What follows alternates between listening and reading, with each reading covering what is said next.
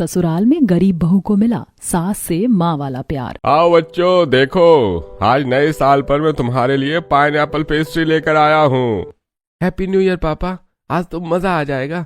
New year पर pastry खाने को मिलेगी। अरे वाह, मैं तो 2 पेस्ट्री खाऊंगा। अरे मैं खाऊंगा 2 पेस्ट्री पापा, आप मेरे लिए 2 पेस्ट्री लाए हो ना। मैं अपने चारों बच्चों के लिए 4 पेस्ट्री लेकर आया हूँ, सभी को 1-1 पेस्ट्री मिलेगी।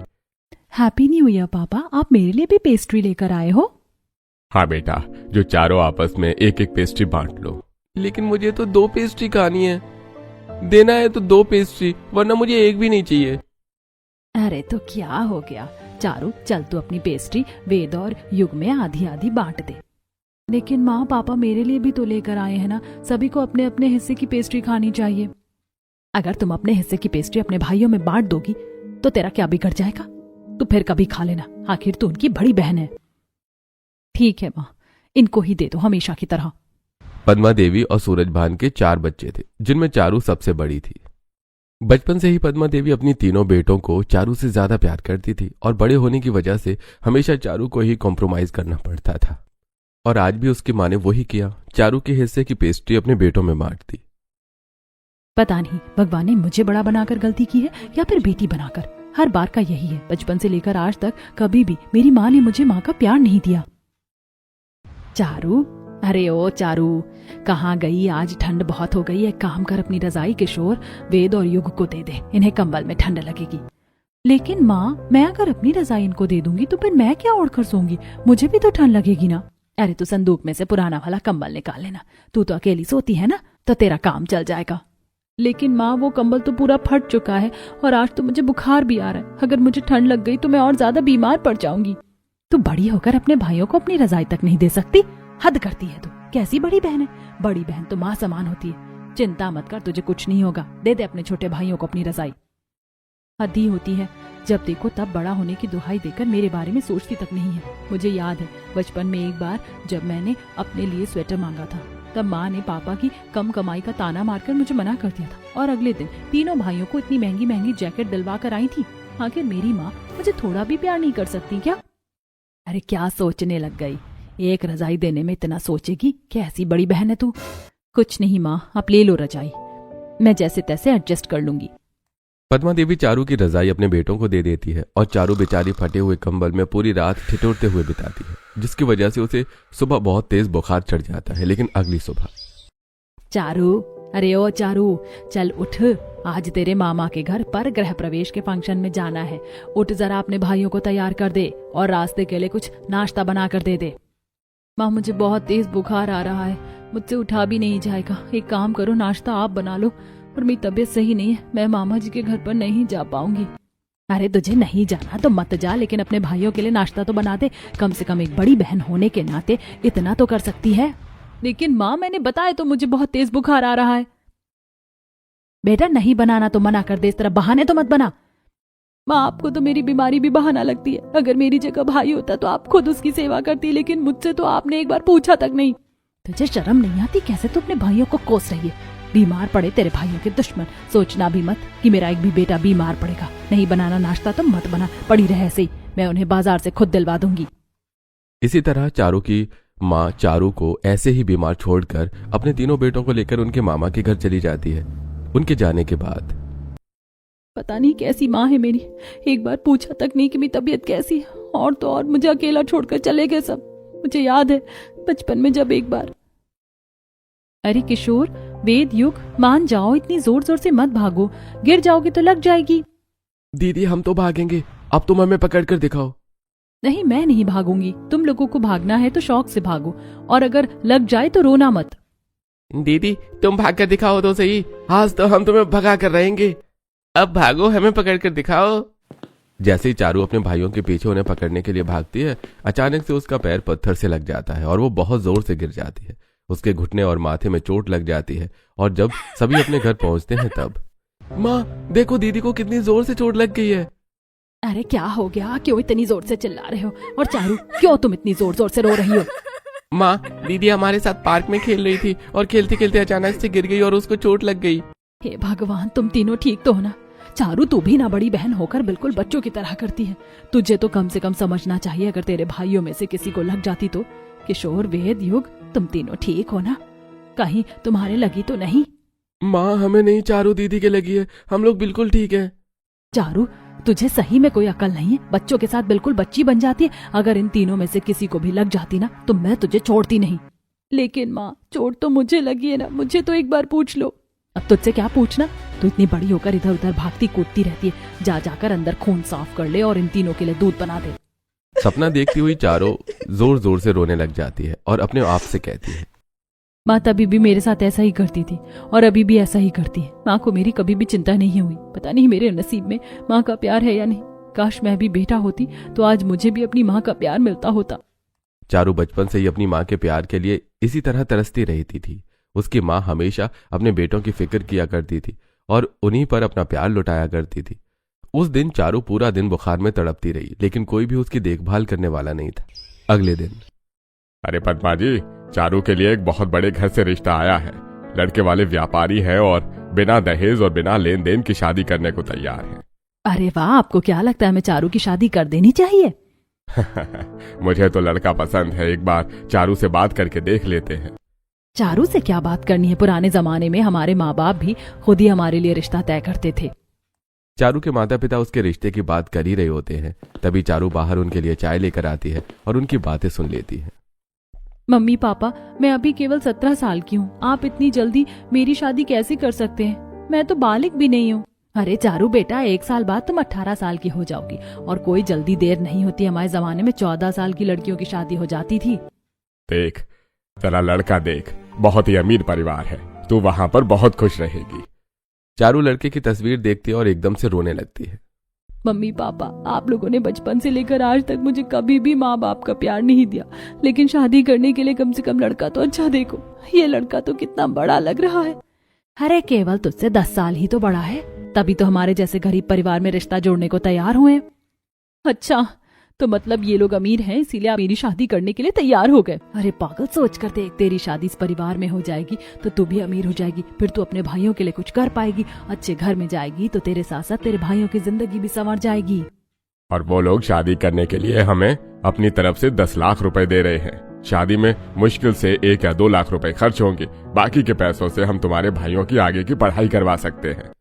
कितने स्वार्थी हैं मेरे माता पिता। इस वक्त भी इन्हें अपने बेटों की पड़ी है। क्या फायदा ऐसे घर में रहकर? इससे अच्छा तो शादी कर ही लेती हूँ। अरे अब कौन सी सोच में पड़ गई? देख, शादी तो तुझे इसी लड़के से करनी पड़ेगी। ठीक है, जैसा आपको ठीक लगे वैसा करो। इसके बाद 30 साल के दीपक से 17 साल की चारू की शादी पक्की हो जाती है और शादी वाले दिन दुल्हन के लिबास में बैठी चारू अपने मन में सोच रही थी, माँ देखो, मेरा 12वीं क्लास का रिजल्ट आ गया। मैं अपने पूरे क्लास में टॉप करी हूँ। अब मुझे आराम से कोई भी बहुत अच्छा कॉलेज मिल जाएगा। हाँ हाँ ठीक है, अब चिल्ला मत। मुझे किशोर, वेद और युग के लिए गाजर का हलवा बनाने दे। माँ, अरे माँ, आप कहाँ हो? देखो, हम तीनों भाइयों का रिजल्ट आ गया है। हम तीनों भाई अपनी क्लास में पास हो गए। ये 60% को तुम रिजल्ट आना कहते हो? मैं तो कितने दिनों से कह रही थी ठीक से पढ़ाई कर लेते तो अच्छे परसेंटेज आ जाते। क्या तू मेरे बेटों पे पूरे दिन बरसती रहती है? पास तो हो गए है ना? बहुत बढ़िया, शाबाश मेरे बच्चों। इसी बात पर चलो, आज मैं तुम्हें शाम को घुमाने लेकर जाऊंगी।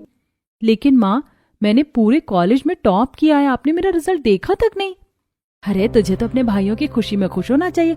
आज शाम को ही मैं इनकी पसंद के नए कपड़े दिलवा कर लेकर आऊंगी और तू घर में ही रहना, उनके लिए खाना बना कर रखना।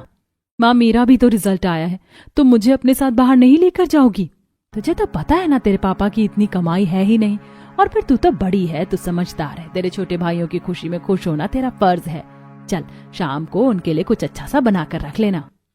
माँ पहले भी मेरे साथ ऐसे ही करती थी और हमेशा ऐसा ही करती आई हैं। चारू अपने पुराने ख्यालों में खोई हुई होती है, तभी उसकी सहेलियां आ जाती हैं। उनकी आवाज सुनकर चारू वर्तमान में वापस आ जाती है। चारू, तूने सोच लिया ना तुझे अभी से शादी करनी है? तू हमारे कॉलेज की टॉपर लड़की है, अगर तू चाहती तो पढ़कर कुछ बन सकती थी। हाँ, पता नहीं तुझे इतनी जल्दी शादी करने की क्या पड़ी है, तो अपने मम्मी पापा से मना भी तो कर सकती थी। तुझे क्या लगता है मैंने मना नहीं किया होगा? लेकिन मेरे मम्मी पापा तो हमेशा मेरे भाइयों के बारे में ही सोचते रहते हैं, उन्होंने कभी मेरे बारे में सोचा ही नहीं। तो फिर मैं अपने बारे में सोचकर क्या ही कर लूंगी। ठीक है, जैसा तुझे सही लगता है वैसा कर। हो सकता है तुझे ससुराल में माँ का प्यार मिल जाए। अरे हाँ, आजकल मम्मियाँ अपनी बेटियों से प्यार नहीं करती और तू कह रही है कि सास का प्यार मिल जाए। आजकल की सास तो एक नंबर की हिटलर होती है। मुझे तो ऐसा लगता है कि चारू तेरे नसीब में माँ का प्यार है ही नहीं। अरे नहीं होगा तो कोई बात नहीं, वैसे भी मुझे आदत है। चारू अपनी सहेलियों से बात कर ही रही होती है, तभी उसकी माँ उसके कमरे में आ जाती है और उससे कहती है, चारू बेटा सुन, तेरी शादी हमने बड़े घर में पक्की तो कर दी है, लेकिन तुझे अपनी भाइयों का ख्याल रखना होगा। अपने ससुराल से अपने भाइयों के लिए कुछ ना कुछ मदद करनी होगी। आखिर तू उनकी बड़ी बहन है और बड़ी बहन माँ जैसी होती है। कितनी स्वार्थी है ना मेरी माँ। यहाँ मेरी शादी हो रही है, इन्हें मेरे जाने का बिल्कुल भी दुख नहीं है, बस इन्हें तो अपने बेटों की पड़ी है। इसके बाद जैसे जैसे चारू की शादी दीपक के साथ हो जाती है और चारू यशोदा जी के घर की बहू बनकर विदा हो जाती है। ससुराल में जाकर उसका गृह प्रवेश होता है और अगले दिन चारू पहली रसोई के लिए किचन में आती है। उसे देखकर यशोदा जी, अरे चारू बेटा, आज तो ससुराल में तुम्हारा पहला दिन है। तुम सुबह सुबह रसोई घर में आ गई। इतनी ठंड हो रखी, तुम्हें तो रजाई में होना चाहिए था। लेकिन माँ जी, आज तो मेरी पहली रसोई है ना, इसीलिए मैंने सोचा जल्दी से नीचे आकर सभी के लिए कुछ ना कुछ बना देती हूँ। अरे है, वो सब करने के लिए मैं हूँ तो सही। तुझे पता है, मुझे हमेशा से एक बेटी की चाह थी, लेकिन बेटी हो ही नहीं। तब मैंने सोचा कि मेरे बेटों की जब शादियां होंगी तब उनकी बहू पर मैं बेटियों वाला प्यार लुटाऊंगी। तो आज से तू मेरी बहू नहीं, बेटी है। यशोदा जी की बातें सुनकर चारू की आंखें भर आती हैं। वो अपनी सास के पैर छूने के लिए झुकती है। तभी यशोदा जी, अभी तो समझाया ना कि तू मेरी बहू नहीं, बेटी है, और बेटियां प्यार नहीं छूती। जा जाकर आराम करो, और हाँ, मुझे बस अपनी पसंद बताकर जा, तुझे आज क्या खाना है। गाजर का हलवा। मुझे गाजर का हलवा बहुत पसंद है। ठीक है, तू जाकर आराम कर, थोड़ी देर में तेले में गाजर का हलवा बनाती हूँ। अपनी बात सास की बात सुनकर चारू अपने कमरे में जाकर लेट जाती है और थोड़ी ही देर बाद यशोदा जी की आवाज आती है, चारू, अरे बेटा चारू, नीचे तो आ, चल आजा, कुछ खा ले। आई मम्मी जी। चारू जल्दी से नीचे आती है तो देखती है कि उसकी सास ने एक कढ़ाई में बहुत सारा गाजर का हलवा, पूड़ी, खीर, सब्जी बनाकर रखी हुई है और एक छोटी सी कटोरी में हवा निकाल रही है। ये तो मुझे पहले ही पता था। यहाँ भी मेरी सास मेरी माँ की तरह ही मेरे भाइयों को कटोरा भरकर हलवा दे देंगी और बाद में मेरे लिए या तो बचेगा ही नहीं या फिर मुझे बस थोड़ा सा खाने को मिलेगा। अरे चारू किस सोच में चली गई। ये हलवा मंदिर में अपने हाथों से भोग लगा कर आ। जी ठीक है मम्मी जी। इसके बाद चारू भगवान जी को भोग लगाकर वापस रसोई में आती है। तभी यशोदा जी बड़े से कटोरे में बहुत सारा हवा निकालकर चारू के हाथ में थमा देती है। ये ले बेटा, ये हलवा तेरे लिए, तू इसे उठाकर रख दे और तेरा जब भी मन करे तब खा लेना। लेकिन मम्मी जी, आपने तो पूरे परिवार के लिए हलवा बनाया था ना, फिर आपने इतना सारा हलवा मुझे दे दिया, बाकी लोग क्या कहेंगे। अरे तू बाकी सबकी चिंता मत कर, मैंने आज तक अपने बेटों को अपने हाथों का बना बना कर खिलाया। पहली बार मुझे अपनी बेटी को लाड़ करने का मौका मिल रहा है। तू बस हलवा खाकर बता बना कैसा है। अपनी सास की बात सुनकर चारू की आंखों में आंसू आ जाते हैं और वो अचानक अपनी सास के गले लग जाती है। मम्मी जी, आज तक मुझे कभी भी किसी ने ऐसा प्यार नहीं किया। मुझे तो उम्मीद भी नहीं थी कि मुझ जैसी गरीब बहू को ससुराल में माँ जैसा प्यार मिलेगा। आप सच में बहुत अच्छी हैं। दोनों सास बहू आपस में बातें कर रही होती हैं। तभी चारू के ससुर जी की आवाज आती है, अरे सास बहू आपस में भरत मिलाप करती रहोगी या खाना भी दोगी? अरे भाई, बहुत तेज भूख लगी है। आप हमें नजर मत लगाइए, मैं बस अभी खाना लेकर आई। इसके बाद सभी खाना खाते हैं और ससुराल में चारू का पहला दिन बहुत ही खुशी से बीतता है। रात के समय चारू अपने बिस्तर पर लेटी होती है और सोच रही होती है। पहली बार मुझे ऐसा लगा कि वास्तव में माँ का प्यार क्या होता है। मेरी माँ जब घर पर हलवा बनाती थी तो हमेशा मेरे भाइयों को ही देती थी, मेरे लिए कभी बचता ही नहीं था। चारू अपने मन में पुरानी बातें सोच रही होती है। तभी उसका पति दीपक कमरे में आता है। अरे चारू, कौन से ख्यालों में खो गई हो? लगता है तुम्हें ये शादी पसंद नहीं है, लेकिन मैं वादा करता हूँ इस घर में कभी भी तुम्हें कोई परेशानी नहीं होगी। मेरे मम्मी पापा तुम्हें बेटी बनाकर रखेंगे और मेरी तरफ से भी तुम्हें कभी कोई शिकायत नहीं रहेगी। नहीं नहीं दीपक जी, मुझे आपसे कोई शिकायत नहीं है, मैं शादी से खुश हूँ। ससुराल में चारू का पहला दिन काफी अच्छा गुजरता है और अगले दिन दोपहर में यशोदा जी हॉल में बैठकर टीवी देख रही होती हैं। तभी वो चारू से कहती हैं, चारू बेटा आओ, आज हम सास बहू ठंड में एक साथ एक ही रजाई में बैठकर यहाँ पर टीवी देखेंगे। मम्मी जी, आप मेरे साथ बैठकर टीवी देखोगी? मेरी तो सहेलियां बता रही थी सास हिटलर जैसी होती है। हाँ बेटा, कुछ कुछ होती होंगी, लेकिन मैं तुम्हारी सास नहीं, माँ हूँ, भूल गई क्या? नहीं नहीं मम्मी जी, मुझे याद है, आप तो मेरी माँ हो। इसके बाद दोनों सास बहू हॉल में बैठकर मूवी देखती हैं। तभी चारों का देवर हर्षुल वहां पर आता है। मम्मी, मुझे लगता है ठंड बहुत ज्यादा हो गई है, तो तुम क्या हमारे साथ शॉपिंग करने के लिए चलोगी? मुझे कुछ गर्म कपड़े खरीदने हैं। हाँ मम्मी, मुझे भी अपने लिए थोड़ा बहुत सामान लेकर आना है। आप हमारे साथ चलोगी क्या? हाँ बेटा, क्यों नहीं चलूंगी। चारू बेटा तुम भी तैयार हो जाओ, हम सभी लोग मिलकर आज शॉपिंग करने चलते हैं। एक काम करेंगे, लौटते समय खाना भी बाहर ही खा लेंगे और दीपक के पापा को भी वहीं पर बुला लेंगे। माँ, ये तो बहुत ही बढ़िया आइडिया है। चलो जल्दी से तैयार हो जाते हैं। आप लोग जा रहे हो तो घर पर फिर कौन रुकेगा? एक काम करो, आप लोग चले जाओ, मैं घर पर रुक जाती हूँ। अरे तुम क्यों घर पर रुकोगी? जब हम सब जाएंगे बाहर तो तुम भी हमारे साथ जाओगी ना, और घर पर ताला लगाकर चलेंगे और हमारे घर की बेटी को उतना ही प्यार मिलेगा जितना हमारे घर के बेटों को मिलता है। यशोदा जी की बात सुनकर चारों की आंखें भर आती हैं और वो अपने कमरे में तैयार होने के लिए जाती है। अपने कमरे में तैयार होते होते चारू अपने पुराने दिनों को फिर से याद करने लगती है। माँ, मेरी सहेली की बड़ी बहन की शादी हो रही है और मुझे उसने अपनी बहन की शादी में बुलाया है, तो क्या मैं उसके घर जा सकती हूँ? अरे नहीं नहीं, अगर तू शादी में जाएगी तो तेरे भाइयों का ख्याल कैसे रखेगी?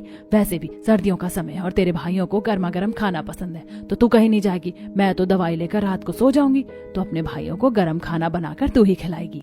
लेकिन माँ, एक दिन की तो बात है, मुझे मेरी फ्रेंड की बहन की शादी में जाने दो। उसने कई बार कहा है मेरी सारी सहेलियां आ रही हैं। अरे मना कर दिया ना, बात समझ में नहीं आती? तू हमारे घर में सबसे बड़ी है, तो जरा अपने भाइयों के बारे में सोच।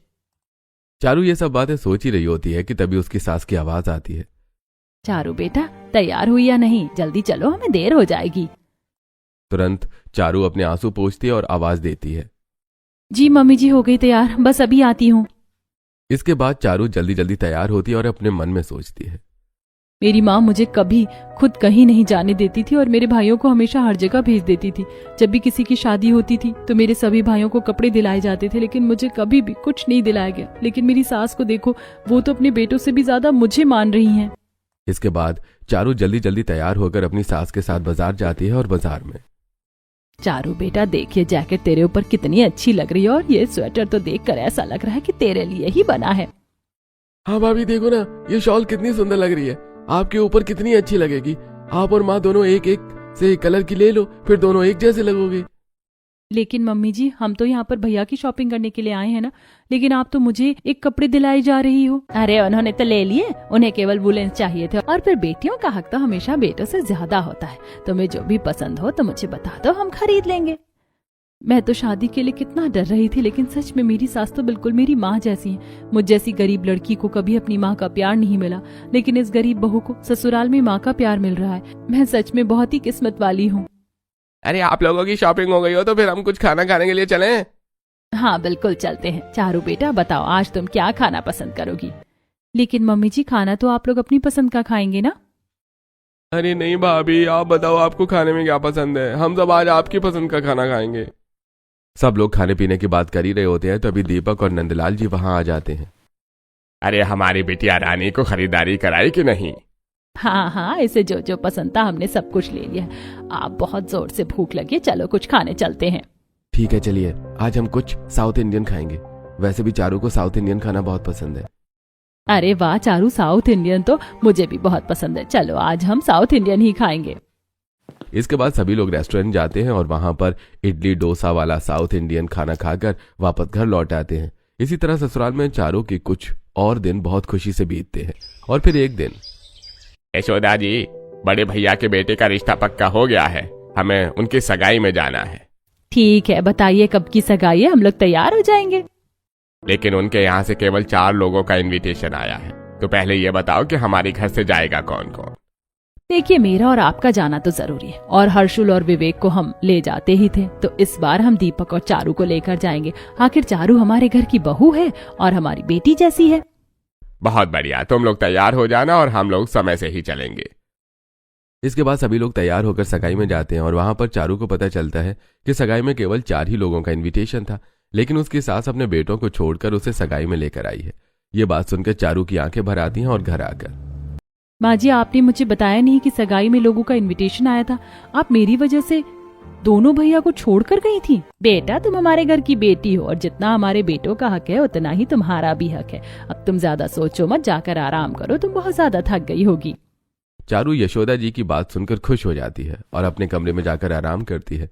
अगले दिन दोपहर में चारू हॉल में बैठकर टीवी देख रही थी और उसकी सास उसके लिए उसकी पसंद का गाजर का हलवा बना रही होती है। तभी पड़ोस की शांति ताई घर में आती है। अरे यशोदा जी कहाँ हो, क्या कर रही हो? अरे शांति ताई यहाँ आप बैठो बाहर, मैं अभी आई, जरा गाजर का हलवा बना रही हूँ। चारू कैसी बहू हो तुम, तुम्हें शर्म नहीं आती? तुम्हारे साथ रसोई में अकेले काम में लगी हुई है और तुम यहाँ पर आराम से टांगे पसार कर टीवी देख रही हो। नहीं आंटी जी, वो तो मम्मी जी ने। अरे क्या मम्मी जी ने? अगर तुम्हारी सास तुम्हें बेटी मानती इसका मतलब ये थोड़ी ना है कि तुम उनकी बेटी ही बन जाओगी। शांति ताई चारू को डांट रही होती हैं, तभी यशोदा जी उनकी सारी बातें सुन लेती हैं और उन पर चिल्लाकर कहती हैं, अरे क्यों नहीं हो जाएगी बेटी, ये तो मेरी बेटी ही है। और आपको किसने हक दिया ये सोचने का कि कौन हमारे घर में रसोई में काम करेगा, कौन नहीं करेगा? क्या मैं अपनी बेटी के लिए हलवा नहीं बना सकती? या जिस तरह आपने लड़ाई करके अपनी बहू से काम करवाकर उसे घर से बाहर निकाल दिया, मैं भी अपनी बहू के साथ वैसे करूं? देखिए शांति ताई, मैं घर में बेटी लेकर आई हूँ और इसे बेटी की तरह ही रखूंगी। नहीं नहीं, मैं तो बस ऐसे ही आई थी, देर हो रही है, घर जाना है। इसके बाद शांति ताई शर्मिंदा होकर अपने घर लौट जाती हैं और यशोदा जी चारू से कहती है, बेटा तुम इन लोगों की बातों पर कभी भी ध्यान मत देना, ये लोग तो होते ही ऐसे हैं, अपना घर छोड़कर दूसरों के घर में जाकर तमाशा देखते हैं। तुम ये गाजर का हलवा खाओ और बताओ कि कैसा बना है। इसके बाद यशोदा जी अपने हाथों से चारू को गाजर का हलवा खिलाती हैं। कुछ दिन बहुत खुशी से बीतते हैं और फिर एक दिन, माँ आपको पता है चारू का जन्मदिन है कल का, तो कुछ प्लान करें क्या? अरे तूने पहले क्यों नहीं बताया? मुझे तो अपनी बहू के लिए सरप्राइज पार्टी प्लान करनी है। बहू का बर्थडे बहुत आलीशान तरीके से मनाएंगे। ठीक है, हम जन्मदिन की पूरी तैयारी कर लेंगे, बस आप भाभी को पार्टी में लेकर आ जाना। इसके बाद यशोदा जी का पूरा परिवार जन्मदिन की सरप्राइज पार्टी प्लान करता है और उस पार्टी में सभी रिश्तेदार, पड़ोसी, मेहमान और चारू के मायके वाले भी आते हैं। दीपक चारू को सुबह ही बहाने से घर से बाहर ले जाता है और शाम के समय जब वो लोग घर लौटते हैं तब अपने बर्थडे की सरप्राइज पार्टी को देखकर चारू की खुशी का ठिकाना ही नहीं रहता और वो अपनी आकर सास के गले से लग जाती है। मम्मी जी आपने ये पूरी पार्टी मेरे लिए प्लान की है, मुझे तो यकीन ही नहीं हो रहा। आपको पता है आज तक कभी भी मेरा जन्मदिन नहीं मनाया गया। मेरे घर पर तो हमेशा मेरे भाइयों का जन्मदिन मनाया जाता था। अरे भाई, हमारी बेटी का जन्मदिन था, हम कैसे नहीं मनाते? अरे बहन जी, इतना सब खर्चा करने की क्या जरूरत थी? बेटे का जन्मदिन होता तो ये सब अच्छा भी लगता। आपने तो बहू के जन्मदिन पर इतना तमाशा कर लिया। क्यों पद्मा जी, आपको पसंद नहीं आया? आपकी बेटी के ससुराल में आपकी बेटी को बेटी जैसा ही प्यार मिल रहा है, आपको तो खुश होना चाहिए। देखा माँ, इसे कहते हैं माँ का प्यार। आपने तो कभी मुझे माँ का प्यार दिया ही नहीं। आपको तो हमेशा मेरे भाइयों की पड़ी रहती थी, लेकिन मुझ गरीब बहू को मेरे ससुराल में सास से माँ का प्यार मिला। आपने हमेशा मुझ में और भाइयों में फर्क किया। मेरे बड़े होने की वजह से हमेशा मुझे कॉम्प्रोमाइज करवाया, लेकिन मेरी अहमियत मेरी माँ जैसी सास ने मुझे बताई। कभी कभी सोचती हूँ कि काश मैं अपनी सास की कोख से पैदा हुई होती तो मुझे इतने साल माँ के प्यार के लिए तरसना नहीं पड़ता। चारू की बात सुनकर पद्मा जी को अपनी गलती का एहसास होता है और वो रोने लगती हैं। मुझे माफ कर दे बेटा, मैंने हमेशा बेटों के मुंह में आकर तेरे साथ गलत किया, पर अब मैं समझ चुकी हूँ। आज से मैं भी तुझे उतना ही प्यार दूंगी जितना यशोदा जी देती है। इसके बाद पद्मा जी को अपनी गलती का एहसास हो जाता है और अब चारू के पास न केवल ससुराल में बल्कि मायके में भी माँ का प्यार होता है।